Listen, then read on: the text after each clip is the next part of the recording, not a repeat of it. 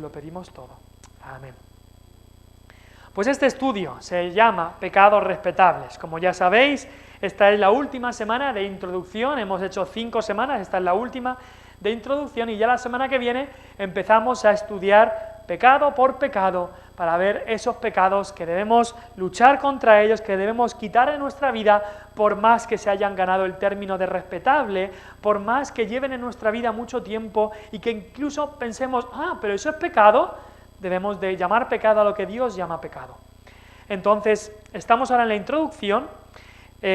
Vimos, este es el libro del que nos estamos basando en la estructura de este libro para hacer estos estudios.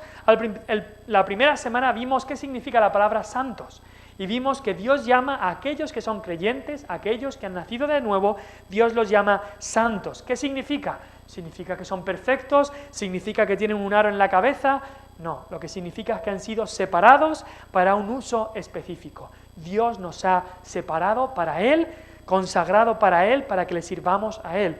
Y eso tenemos que tenerlo en cuenta. La segunda, también vimos esa semana cómo el pecado al parecer ha desaparecido.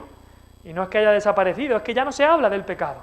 Ya nadie quiere hablar de eso, ni en el mundo, ni en algunas iglesias, e incluso en otras iglesias, al parecer hay algunos pecados que no se nombran. La segunda semana, vimos lo que es la malignidad del pecado. Lo comparamos, hicimos una ilustración con el cáncer o con la lepra. Vimos lo maligno que es el pecado, cómo se extiende, el potencial que tiene para dañar, para contagiarse, para expandirse por toda nuestra vida y que finalmente provoca la muerte, como por eso hicimos estas ilustraciones con enfermedades como el cáncer o la lepra. Ya hace 2 semanas vimos el remedio para el pecado y vimos que el principal remedio para el pecado es el Evangelio. El Evangelio de Cristo Jesús es el remedio para el pecado. Y vimos cómo ese hombre John Newton, el que escribió el himno Sublime Gracia, decía esas 2 verdades que tenemos que tenerlas claras. Yo soy un gran pecador, pero Cristo es un gran Salvador. Lo mismo decía el apóstol Pablo y lo mismo deberíamos decir nosotros. Y cuando estamos luchando contra el pecado, siempre debemos volver al Evangelio. Hoy repasaremos eso también. La semana pasada vimos el poder del Espíritu Santo. Vimos que para vencer al pecado no lo podemos hacer en nuestras propias fuerzas. Necesitamos el Espíritu Santo que está en nosotros, que mora en cada cristiano. Necesitamos andar en el Espíritu, someternos al Espíritu, vivir en el Espíritu. Vimos lo importante que es esto. Entonces hoy, la 6ª semana, vamos a hacer un pequeño también resumen de algunas cosas que vimos y vamos a ver unos principios muy prácticos que nos van a servir en cada uno de estos pecados que estudiaremos, principios prácticos para confrontar el pecado. ¿Cómo confrontar el pecado? Cuando vemos un pecado que hay, ¿cómo confrontarlo? Hemos leído Hebreos 12 y hay muchas frases en estos versículos que hemos leído que nos hablan de la tarea que tiene el cristiano de confrontar el pecado. ¿Cómo confrontarlo? Y la tarea que tiene, hoy vamos a ver cómo confrontarlo, pero estos versículos nos hablan de que tenemos una tarea de confrontarlo. Por ejemplo, he puesto algunos de estos versículos ahí, versículo 1. Despojémonos de todo peso y del pecado que nos asedia. Eso está claro, lo dice claro. Está hablando a cristianos y está diciendo, despójate, quítate de encima. Todo peso, el peso quizá lo podríamos ver como algo que no es necesariamente pecado. Pero si es algo que te conduce al pecado, entonces hay que quitarlo. Despójate de todo peso y del pecado que nos asedia. El pecado, por supuesto, hay que quitarlo, pero a veces hay cosas que pueden ser pesos que llevamos, que no son pecado en sí, pero que nos conducen al pecado, y el apóstol dice, despojaos de todo eso. Luego, también tenemos el versículo 4, lo dice de manera negativa, porque aún no habéis resistido hasta la sangre combatiendo contra el pecado. Como que el apóstol les está diciendo, aún nos queda camino en esta lucha contra el pecado. Entonces eso nos dice que como cristianos tenemos que resistir hasta la sangre, combatiendo contra el pecado. No es que haya que derramar sangre, pero de esa manera tan importante, tan enfática, luchar contra el pecado hasta la sangre. Porque como hemos dicho muchas veces, o tú matas al pecado o el pecado te matará a ti. Después también lo hemos leído en esa parte del versículo 5 al versículo 11 que habla sobre la disciplina y cómo Dios nos disciplina. Habla en el versículo 10 para que participemos de su santidad.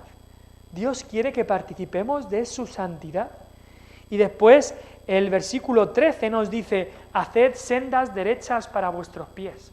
Nuestros pies de manera natural tienen una tendencia a desviarse, tienen una tendencia a irse por el camino que no deben. Y dice ahí, haced sendas derechas. Ten claro el camino y dale un golpecito al pie si se quiere desviar, para que estés seguro que vas por el camino correcto. Y el problema no está en el pie, el problema está en el corazón, por supuesto. Haced sendas derechas para vuestros pies. Y luego ese versículo que siempre me llama tanto la atención, versículo 14, seguid la paz con todos y la santidad, sin la cual nadie verá al Señor. Es una frase seria. La santidad sin la cual nadie verá al Señor. La santidad no es una opción. La santidad, nadie que no sea santo y nadie que no esté buscando la santidad va a estar con el Señor. No es que seamos salvos por buscar la santidad, pero aquellos que son salvos van a buscar la santidad. Si en tu corazón y en tu vida no tienes ningún deseo ni ninguna idea de buscar la santidad, eso es una evidencia de que no hay vida nueva, esa es una evidencia de que no conoces al Señor, porque aquellos que conocen al Señor van a buscar y a desear la santidad, lo dice ahí, la santidad sin la cual nadie verá al Señor. Así que en la vida del cristiano tiene que haber una búsqueda consciente de vencer al pecado y obedecer a Dios. Tiene que ser una búsqueda consciente. Señor, quiero vencer más y más al pecado, quiero despojarme de todo peso, quiero resistir hasta la sangre, combatiendo contra el pecado, quiero hacer sendas derechas para nuestros pies, quiero seguir la santidad, quiero hacer todo esto.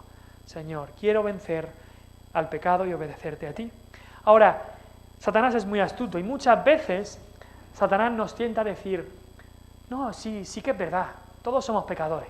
Yo a veces estoy hablando con alguien en el mercadillo y alguna vez he estado testificando y cuando hablas de que somos pecadores, la gran mayoría de gente, o muchos dicen, sí, todos somos pecadores. Ya está. Y no tienen problema en reconocer eso, pero eso no es verdadero arrepentimiento. Decir todos somos pecadores. O decir, bueno, nadie es perfecto, no soy perfecto. Eso no es arrepentimiento. Y Satanás está contento con que te quedes ahí, con que digas, bueno, todos somos pecadores. Sí, yo soy pecador también. Una cosa es reconocerlo, pero Dios quiere mucho más que eso. Tampoco es suficiente con reconocer que caemos en un pecado en particular. Yo caigo en este pecado y en este otro. Con reconocerlo no es suficiente. Por supuesto que debemos reconocerlo, pero no es suficiente. Tampoco es suficiente con reconocer que, es que he caído en todos los pecados. Vas por la lista de los 10 mandamientos y ves 1, 2, 3, 4, hasta 10 y te das cuenta, es que he caído en todos los pecados. Es que fallo en todo. Tampoco es suficiente con eso. Es necesario, por supuesto, darse cuenta de cómo hemos roto cada mandamiento de Dios. Pero si no hacemos nada al respecto, ¿de qué vale? ¿De qué vale si tenemos esa actitud negativa solamente de sí, he caído en todos los mandamientos, he pecado contra Dios, pero si no hacemos nada al respecto? Si nos quedamos ahí solamente, entonces no estamos confrontando al pecado. Como vimos, solamente el Hijo de Dios que tiene nueva vida es aquel que no solamente reconoce que es pecador, pero hace algo al respecto. Y quiere dejar el pecado, quiere despojarse de todo peso y del pecado que le asedia. Así que vamos a ver unos principios que el autor del libro nos da, principios prácticos, como la última introducción. Antes de ver cada pecado, vamos a ver principios prácticos. El primero que vamos a ver es aplicar el Evangelio. Lo vimos ya hace 2 semanas, pero un poco un resumen. Vimos que el remedio contra el pecado, ¿cuál era? Era el Evangelio. Muchas veces cuando antes a lo mejor el médico te daba una medicina, muchas veces se llamaban un remedio para, si tienes una quemadura, o imagínate una quemadura, te da un remedio, te da una pomada, y entonces, pues la pomada es el remedio contra la quemadura que tienes o la enfermedad que tú tienes. Ahora, ¿vale con comprar la pomada en la farmacia y dejarla ahí en el armario? No, no vale con eso, hay que ponerla. Y seguramente no hay que ponerla solo el primer día, habrá que ponerla el segundo día también, y el tercer día, y habrá que ponerla muchos días. Y lo mismo nos pasa con el Evangelio. El Evangelio es el remedio para el pecado, pero no vale con saber en tu mente el remedio, tenerlo en el cajón, sí, yo sé el remedio, hay que aplicarlo a la vida. Hay que aplicarlo. Y no solamente lo aplicamos la primera vez que vinimos a Cristo, cuando nos dio nueva vida, cuando vimos nuestro pecado, lo dejamos a un lado, dijimos, me arrepiento del pecado, y vinimos a Cristo y le vimos a Él como el Salvador de nuestros pecados. No solamente aplicamos el Evangelio ahí, sino cada día. Cada día tenemos que aplicarlo a nuestra vida. Nunca debemos olvidar que Dios ya ha perdonado nuestros pecados en Cristo. Entonces, ¿qué es lo que hacemos cuando oramos y confesamos nuestro pecado? Porque quizá dices, espérate, si Dios ya ha perdonado nuestros pecados, entonces no hay que orar. No, por supuesto que hay que orar y pedir perdón al Señor por tu pecado. Si confesamos nuestros pecados, ese versículo de 1 de Juan 1:9 se les dice a creyentes. Si confesamos nuestros pecados, Dios es fiel y justo para perdonar nuestros pecados y limpiarnos de toda maldad. Entonces, cuando confesamos nuestros pecados, es como que volvemos otra vez a la cruz. Y vamos a la cruz y nos damos cuenta que ese pecado que acabamos de cometer estaba ya clavado ahí en la cruz. Y volvemos, y eso es confesar tu pecado, ir a la cruz, pedirle a Dios perdón, ir a la cruz y darte cuenta que la sangre de Jesucristo, su Hijo, te limpia de todo pecado, que ese pecado que acabas de cometer está clavado ahí. Y entonces vas a la cruz y le pides perdón al Señor por lo que has hecho. Y dices, Señor, ¿cómo voy a seguir yo en este pecado si Cristo ya murió por este pecado? Si Cristo me ha dado libertad, ¿cómo voy a seguir yo y continuar en ese pecado? Cristo ya murió por este pecado. Además, ahora Dios nos acepta como personas justas por la justicia de Cristo. Señor, yo no quiero seguir en este pecado. Cristo ya ha muerto. Este pecado clavó a mi Señor Jesucristo en la cruz. Yo no quiero seguir con eso. Quiero dejar el pecado.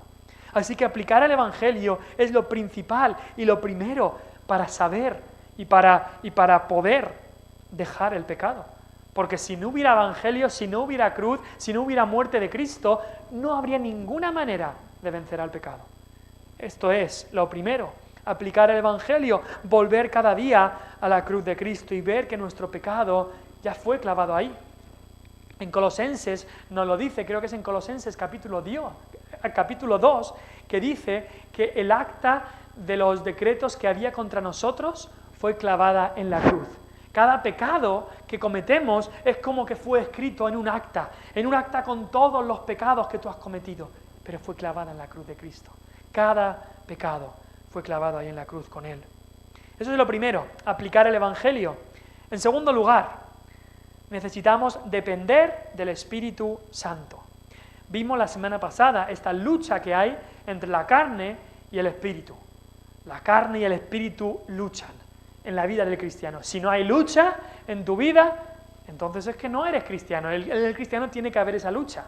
Ahora, dijimos también la semana pasada que la carne debe ser un enemigo en proceso de crucifixión, en proceso de descomposición, un enemigo ya caído. Vimos esa ilustración, como esos dos perros, un perro ya se está cayendo, pero aún sigue intentando hacer daño incluso cayéndose. Vimos que una vez que fuimos salvos, ahora nuestro espíritu, que antes estaba muerto, ahora tiene nueva vida. Nuestra carne, que antes estaba más que viva, ahora tiene que ser crucificada y va muriendo cada vez más. Vimos eso la semana pasada en Romanos 6. Y nos dimos cuenta que para vencer al pecado tenemos que depender del Espíritu Santo. Sin el Espíritu Santo no podemos vencer al pecado. He puesto ahí un enchufe. Y dices, ¿por qué has puesto un enchufe? Pues imagínate el motor de un aparato eléctrico, una aspiradora. Tú tienes una aspiradora ¿Y qué es lo que hace todo el trabajo de la aspiradora? Pues el motor que tiene. No sé el motor que tendrá ahí, pero habrá un motor o una exprimidora de zumo o cualquier aparato que podéis pensar. Hay un motor y el motor es lo que hace todo el trabajo, pero ¿qué sería de ese motor sin la electricidad? Si no enchufas tu aspiradora, si no enchufas tu exprimidor de zumo, no va a funcionar. Ahora, el motor es lo que hace el trabajo, pero necesita ser enchufado. Y nuestra vida espiritual es como ese motor de nuestra vida. Nuestra vida espiritual es el motor de nuestra vida. Pero si nuestra vida espiritual no está conectada al Espíritu Santo, si no dependemos de la fuerza y el poder y la energía que nos da el Espíritu para vencer al pecado, no vamos a poder. No vamos a poder. Dependemos del Espíritu Santo. Ahora, bueno, esto vimos la semana pasada, cómo el Espíritu Santo, 3 cosas, produce convicción de pecado. Él es el que nos dice, Alejandro, eso que acabas de hacer es pecado, eso que acabas de hacer no le agrada a Dios, no le agrada a tu Padre Celestial, y te da esa, muchas veces es clarísimo cómo te da esa convicción de pecado, esa tristeza por el pecado. Otras veces tienes que examinarte porque no ha venido directamente y tienes que examinarte, pero el Espíritu es el que produce la convicción de pecado. También vimos que el Espíritu nos capacita y nos fortalece para confrontar el pecado. Y vimos también que el Espíritu nos introduce en situaciones, en circunstancias que tengamos que enfrentar y someternos a tentación para así crecer espiritualmente. Estas 3 cosas las hace el Espíritu y por eso dependemos del Espíritu Santo para vencer al pecado. Hemos visto, lo primero es, tenemos que aplicar el Evangelio y en segundo lugar tenemos que depender del Espíritu Santo. Pero entonces alguno dirá, vale, pues para vencer al pecado yo me dejo llevar por el Espíritu. No tengo que hacer yo nada, yo me dejo llevar, que el Espíritu lo haga todo y ya está. Y yo no hago nada y si caigo en pecado, pues eso es culpa del Espíritu que no me ha ayudado. No. Tenemos que reconocer, en tercer lugar, reconocer nuestra responsabilidad. Reconocer nuestra responsabilidad. Y es lo que vimos la semana pasada también. Somos dependientes del Espíritu, pero también somos responsables de vencer al pecado. Y hay gente que dirá, pero es que es difícil de entender. O dependemos o somos responsables. Son las 2 cosas. Son las 2 cosas. Y por eso debemos dar pasos prácticos para enfrentar nuestro pecado. Pasos prácticos para enfrentar nuestro pecado. Un hombre muy sabio dijo, y voy a decir esta frase 2 veces porque creo que es buena para recordarla, dijo, trabaja como si todo dependiera de ti y al mismo tiempo confía y ora como si no trabajaras. No sé si lo hemos entendido. Trabaja como si todo dependiera de ti y al mismo tiempo confía como si no trabajaras. Lo que se refiere es, cuando estemos trabajando para vencer al pecado, trabajemos como que si nosotros no luchamos contra el pecado, ese pecado nunca va a ser vencido. Pero cuando oremos y confiemos en Dios, confiemos como si, Señor, yo no puedo hacer nada. Si tú no lo haces, yo no puedo. Entonces tenemos que tener estas cosas. Por un lado, reconocer, dependo de tu Espíritu, pero por otro lado, trabajar sabiendo que soy responsable de luchar contra el pecado. Dependo de tu Espíritu para vencer este pecado, pero soy responsable de luchar para vencer este pecado. Esas 2 cosas tienen que estar en nuestra vida. Cuando se da mucho énfasis a una y se deja la otra, o se da mucho énfasis a una y se deja la otra, hay problemas. Tenemos que tener estas 2 verdades claras en nuestra vida. Hay algunos que dicen, yo me esfuerzo, y yo por mi propia fuerza he vencido a este pecado. Cuidado. Pero otros pueden ir al otro lado y decir, no, yo dejo que el Espíritu, si el Espíritu no me ha ayudado a vencer este pecado, pues tampoco pasa nada. No excusemos el pecado nunca. Somos responsables, pero dependemos del Espíritu Santo.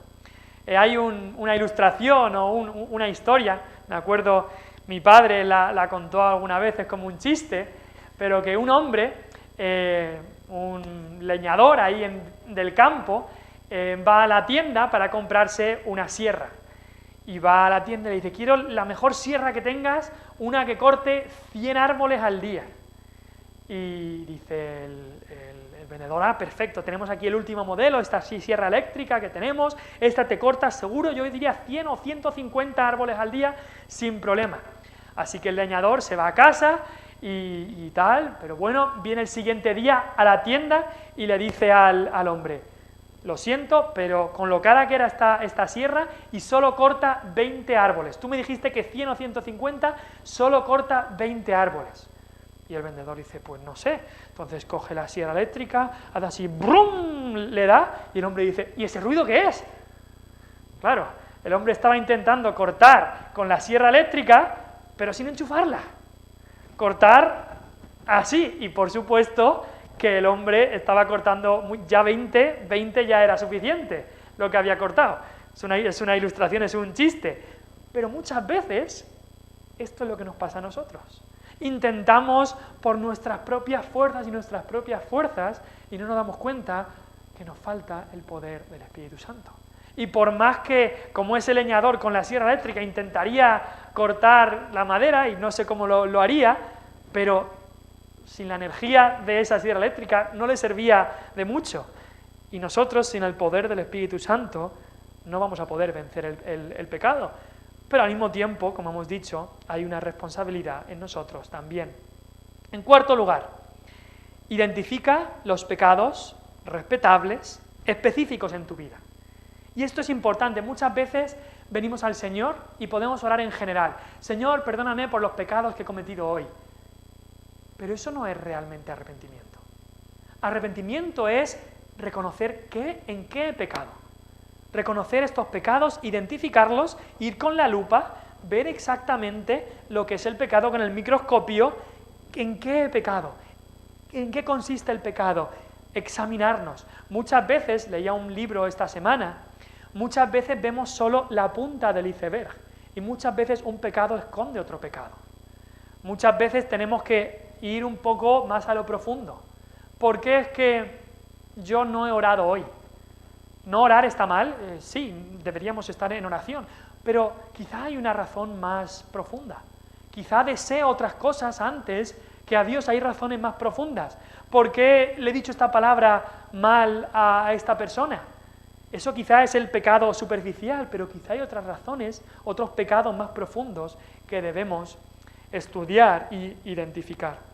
Y en estos estudios vamos a tratar sobre esos pecados respetables que hemos dejado en nuestra vida. Ahora, todo cristiano sabe y debería saber que pecados como el adulterio, tener una relación con alguien que no es tu esposo o esposa, eso es pecado delante de Dios. Todos los cristianos deben saber que la mentira, decir algo que sabes que no es verdad o una exageración, eso es pecado. Yo creo que todos sabemos que esas cosas son pecado. Pero como vamos a ver, hay otros pecados más sutiles, más respetables, como que se han ganado el respeto, que los hemos dejado en nuestra vida. Y se requiere humildad para dejarlos y también una voluntad decidida. Entonces debemos de pensar también las situaciones que nos incitan a pecar. Intentar también anticiparnos. Hay una cita que tengo en mi oficina, una cita de Jonathan Edwards, que fue un pastor en Norteamérica del siglo XVIII, que Dios utilizó mucho para traer avivamiento, y creo que es una de sus resoluciones, y no lo puedo citar perfectamente, pero lo que recuerdo es, no solamente debo evitar el pecado, sino también todas aquellas cosas que pueden conducirme al pecado. No solamente evitar el pecado, sino todas aquellas cosas que me conducen al pecado. Puedo pensar, un hombre anda a su trabajo y justo por donde anda hay un kiosco que todas las mañanas tiene unas revistas con cosas que ese hombre no debe ver, que nadie debería ver, pero que son pecado. Y si ese hombre pasa todos los días por esa calle, le podría incitar a mirar esas cosas que no debe. Pues una cosa buena sería irse a otra calle. Evitar no entrar a ese kiosco, no entrar a ese sitio donde vas a ser tentado o va a haber cosas que te inciten al pecado.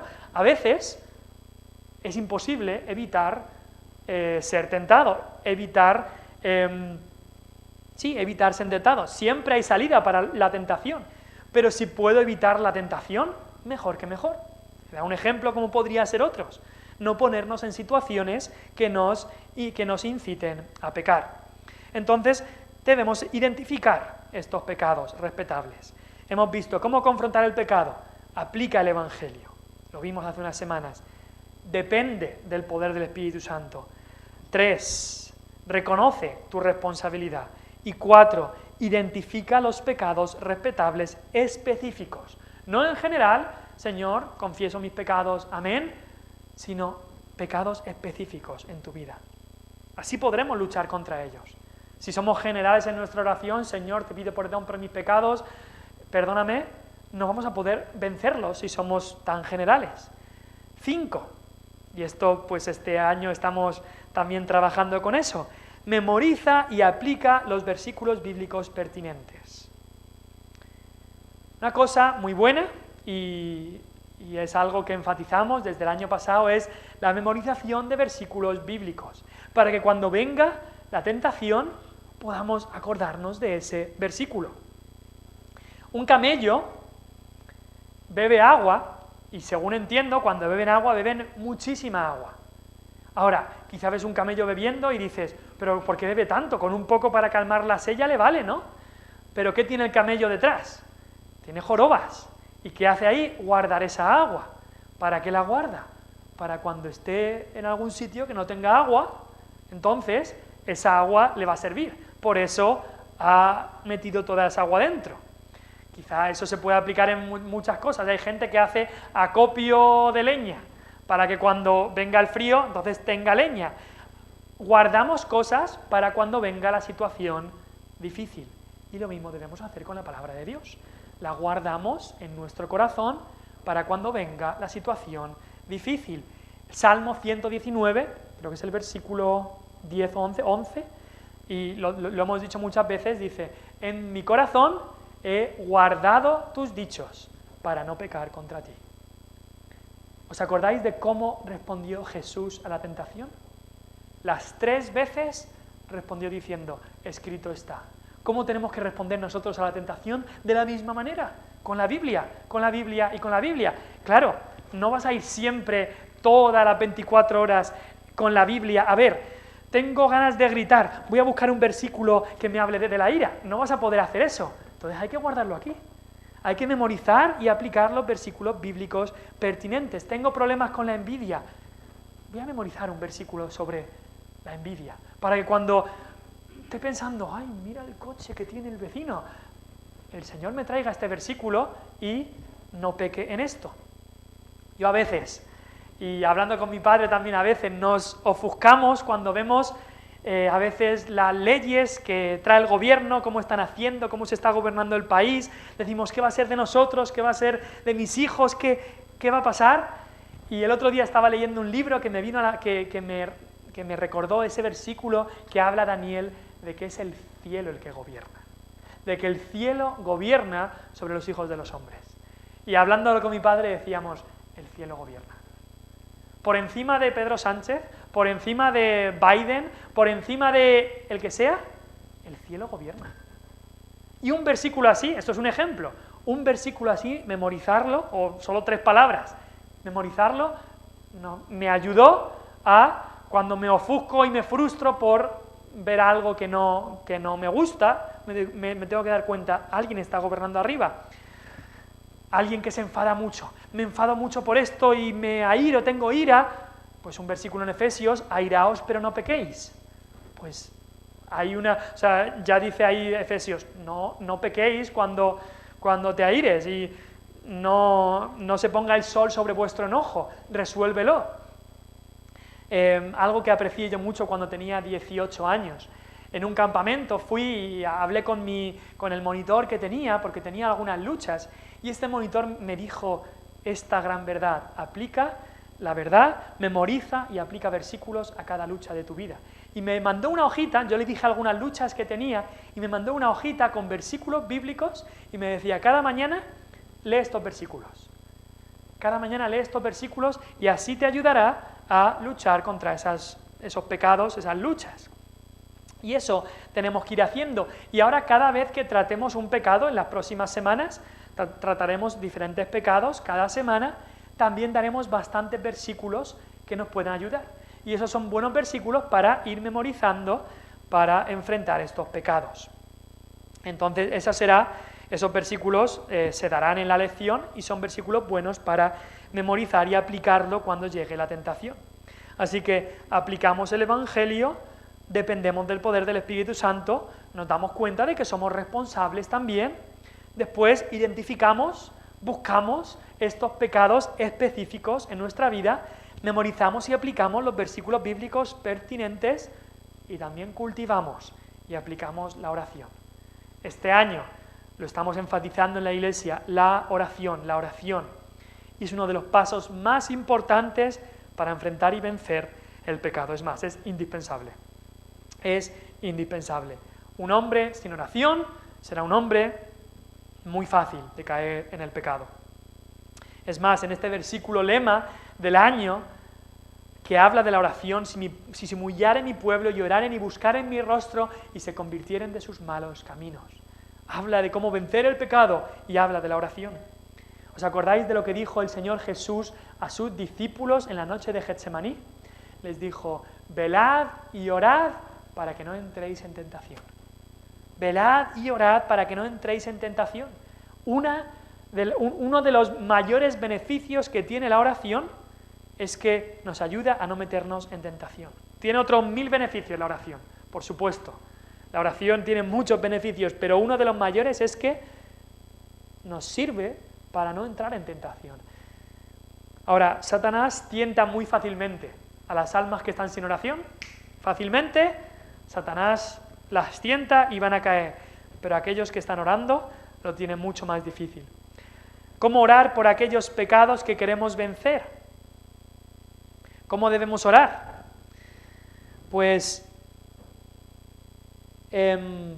si lucho con el egoísmo, o lucho con el deseo de ser aceptado por los demás, o lucho con la envidia, con los celos, pues primero deberíamos en nuestras oraciones diarias, en nuestra oración planificada diaria, pues mencionarlo y hablarle al Señor de eso y traerle a nuestro corazón en nuestra oración diaria, pero también cuando enfrentamos ese pecado, también podemos hacer oraciones breves y espontáneas. Señor, ayúdame en esta ocasión.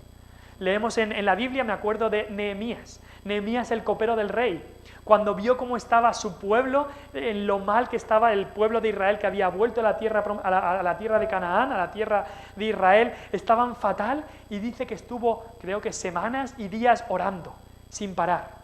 Oraciones quizá de horas y horas orando. Pero luego estuvo otra vez sirviéndole al rey su copa, era el copero del rey, y el rey le preguntó, ¿por qué estás así, Nehemías? ¿Estás triste? Y nos dice Nehemías, entonces oré a Dios y le dije al rey. Sería una oración de segundos, pero Dios escucha tanto la oración de 5 horas como la oración de unos segundos. Es más, Dios escucha, quizá puedo decir, Dios escucha la oración de unos segundos, mucho más cuando ha habido detrás oración de horas. Dios puede escuchar como Él quiera y cuando quiera, pero alguien que dice, no, yo solo unos segundos aquí, unos segundos ahí, pero aquel que se ha dedicado al Señor en oración como se dedicó Nehemías, luego podía levantar una oración o hablar con Dios en un par de segundos y Dios escuchó su oración. Así que la oración es importantísima para vencer al pecado. Y en último lugar, y esto es una opción y también un privilegio que tiene el cristiano, también se puede involucrar a uno o varios creyentes en nuestra lucha. La Biblia habla de animarnos, exhortarnos y orar unos por otros. Y hay veces que es sano y es bueno involucrar a uno o varios otros creyentes en nuestra lucha. Hay veces que no hace falta, hay veces que no es lo más apropiado según la naturaleza del pecado del que se esté hablando. Pero a veces, por ejemplo, en una relación entre marido y mujer, es sano y bueno hacer esto, involucrar al otro en nuestras luchas y en nuestros pecados para que oremos el uno por el otro, para que nos ayudemos el uno al otro para vencer el pecado. También es bueno tener pues a otros cristianos más maduros, una joven en el Señor tenga a una persona que lleva a otra mujer que lleva más años en el Señor para ayudarle en estas cosas, o un joven que tenga a un hombre que lleva más años en el Señor para ayudarle en todas esas cosas, en vencer al pecado. Eclesiastés 4, versículos 9 y 10. Mejores son 2 que 1, porque tienen mejor paga de su trabajo. Pero mira lo que dice, porque si cayeren, el uno levantará a su compañero, pero ay del solo, que cuando cayere no habrá segundo que lo levante. Aquellos cristianos que dicen, yo puedo solo, incluso algunos que dicen, no me hace falta iglesia, yo soy cristiano, yo, Dios y me sobra. O yo, mi familia y Dios y me sobra. No es lo bíblico. Dios ha establecido a la iglesia el contexto de los hermanos para que nos podamos exhortar unos al otro, levantar unos a otros. Cuando yo caiga, vosotros me levantéis. Cuando otro caiga, nosotros le levantemos. Eso es lo que Dios quiere en su pueblo. Y así debe ser también en cuanto al pecado. Aquellos que dicen, yo me aíslo, yo puedo solo, se exponen a mucho peligro. Colosenses 3:16 también nos habla de esto. Dice, la palabra de Cristo more en abundancia en vosotros. Todo siempre basado en la palabra. Y luego dice, enseñándoos y exhortándoos. La palabra enseñar habla de enseñarnos en la palabra, pero la palabra exhortar también involucra, muchas veces podemos exhortar a alguien cuando vemos que no va por el camino que no debe. Enseñándoos y exhortándonos unos a otros en toda sabiduría. Eso es algo bueno que debemos hacer como cristianos. Santiago 5:16 también nos dice algo, dice, confesaos vuestras ofensas unos a otros y orad unos por otros, para que seáis sanados, la oración eficaz del justo puede mucho. Ahora, esta confesión, no estamos hablando de una confesión como la católica, de ir al cura y que le confesamos todos nuestros pecados al cura para que el cura... No estamos hablando de eso. Estamos hablando principalmente ahí, creo que lo que se refiere es, si has pecado contra alguien, ve y díselo. Ábrele el corazón, lo siento, pídele perdón, confiesa tu ofensa. También creo que puede referirse a lo que hablábamos de antes, de tener a alguien que a lo mejor puedas hablarle y decir, mira hermano, si puedes orar por este pecado con el que estoy luchando. Y así oráis juntos, porque como dice el versículo de Eclesiastés 4:9, mejores son 2 que 1, si uno cayere, el otro le levantará. Y así ocurre también en la vida cristiana. Así que vamos a ver si nos acordamos de todas estas cosas. Primero, para confrontar el pecado, aplicamos el Evangelio. Volvemos a la cruz, cada día volvemos a la cruz, a lo que Cristo ha hecho. En segundo lugar, dependemos del Espíritu Santo. En tercer lugar, nos damos cuenta de nuestra responsabilidad. En cuarto lugar, identificamos el pecado específico. En quinto lugar, ¿memorizamos? Sí, memorizamos y aplicamos los versículos bíblicos pertinentes. En sexto lugar, cultivamos la oración y aplicamos la oración a nuestro pecado. Y en séptimo lugar, también podemos involucrar a uno o varios creyentes en nuestra lucha